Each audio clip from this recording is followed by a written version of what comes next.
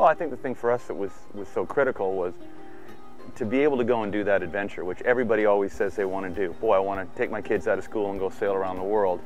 Then you get to the practical realities of it. What matters to you? And I've been sailing for over 40 years. And when my wife and I first got married, we lived on a boat. So we had enough experience to know what the key things were. And we looked at probably hundreds, certainly dozens of different boats that we were physically on, and we went and chartered a lot. And we narrowed it down to the key things that Tenaz has that nobody else did, which was, first off, fabulous outdoor space. So this cockpit that I'm sitting in now is the only one I've seen on any super yacht anywhere that has 3 distinct areas. You've got a great dining area right behind me where I'm sitting here. You've got this tremendous U-shape where you can have a dozen or 20 people and it's totally comfortable. Then the nav station's behind it, and then a whole aft deck. And the truth is, you come on a sailboat because you want to be outside. And so you've got this great outdoor space, yet we've got this terrific canopy on top that's completely open like it is today, but can also be nicely covered in depending on the weather or what's going on with rain or whatever, and it works perfectly the whole time. Other things that were really critical for us that were so hard to find, even though I thought it was going to be easy when you're saying, well, I'm going to go get a super yacht, was, can I really get 4 staterooms that work? And to have 4 staterooms and then not have to make a lot of other sacrifices, because these boats are all a series of compromises. And so to have the 4 staterooms, still have terrific crew quarters. I mean, when you look at it, there's 7 ensuite cabins on the boat. So you've got to have a comfortable crew space as well, because if they're going to be with you on a long trip, if they're not happy and comfortable, it's that much harder. But without giving up too much of the stateroom, because that's where you're going to live. On top of that, having a real engine room, a proper stand-up engine room, it's amazing to me how many of the super yachts seem to just trade that off completely. And if you're going to go on these long trips and you're going to spend a lot of time on the boat, that engineering section and that engine room becomes absolutely critical.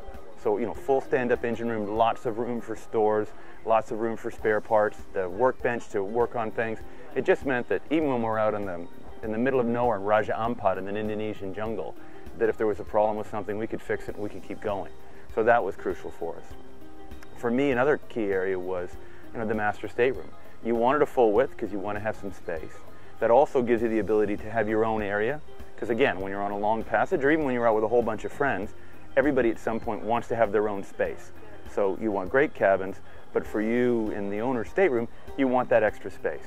And so that was important for us. And when I went traveling, with a very minor modification, it became an office as well. We moved one of the couches, I had a full office.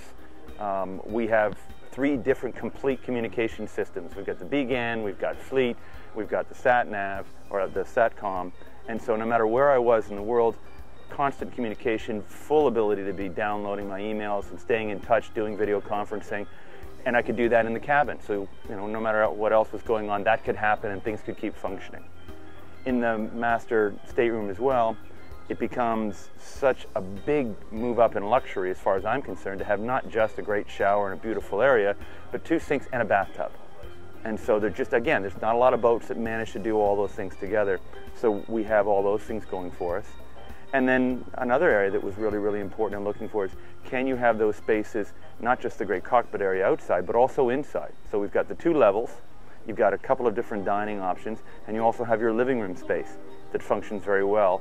And Ed Dubois did such a terrific job in the design here that the huge windows that are his signature wrap right around and come all the way forward to just before the galley, so that natural light is flowing all the way down. And then, the galley itself is terrific.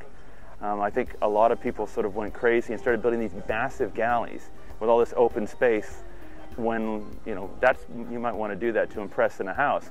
But anyone who sails knows your galley needs to be functional and you need to be able to move around and reach things. If you've got to take a whole bunch of steps to move around in there, it just doesn't function very well.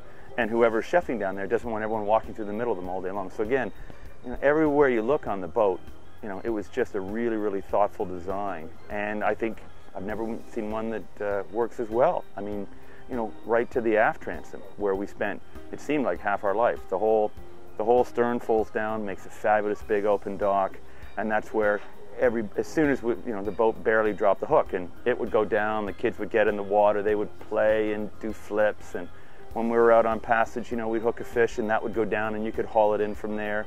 Guests coming and going, it made it so comfortable, so easy to just pull right up beside there, load people on, load people off, you know, and when you were going scuba diving, or you were putting the sailboat in or launching, you know, any of the other toys that go along with a boat, it just all worked so beautifully. So in a nutshell is, when you look at all the bits and pieces together, I've never seen a boat that manages as well as Tenaz does.